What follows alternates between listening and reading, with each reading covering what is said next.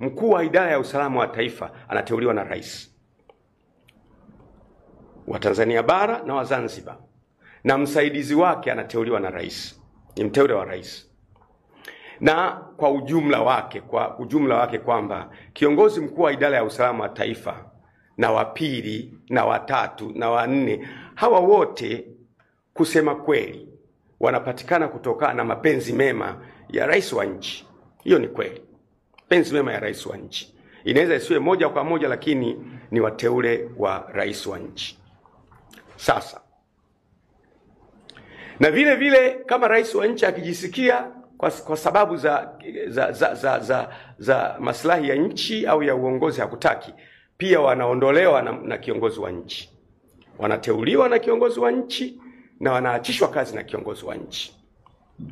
Vile vile kwenye jeshi la polisi, mkuu wa jeshi la polisi IGP naye vile vile anateuliwa na mkuu wa nchi, lakini pia anaondolewa na mkuu wa nchi.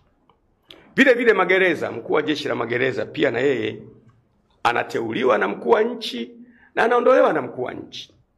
Vile vile na jeshi la wananchi CDF, na yeye vile vile mkuu wa jeshi la wananchi anateuliwa na rais na anaondolewa na rais. Kwa rais akiona vyovyote vile anaweza kumuondoa wakati wowote. Kwa mfano, huyu mkurugenzi mkuu wa idara ya usalama wa taifa akaona liko jambo ambalo ama mheshimiwa rais ama mamlaka za nchi zinafanya kinyume na uzalendo wa Kitanzania, halafu akashauri, bwana, mimi kama mkuu wa idara ya usalama wa taifa ninaona kwamba hili jambo linahatarisha usalama wa nchi, liachwe. Anafukuzwa kazi. Lakini alichofukuziwa sio kwamba amefanya kosa, anatetea maslahi ya nchi, ndio maana kimemfanya afukuzwe kazi. Kwa hiyo tukifanikiwa kuwalinda hawa wakuu wa vyombo wasifukuzwe hivi kirahisi, watakuwa na uwezo wa kuisimamia nchi yetu vizuri bila kupata madhara yanayoathiri familia zao.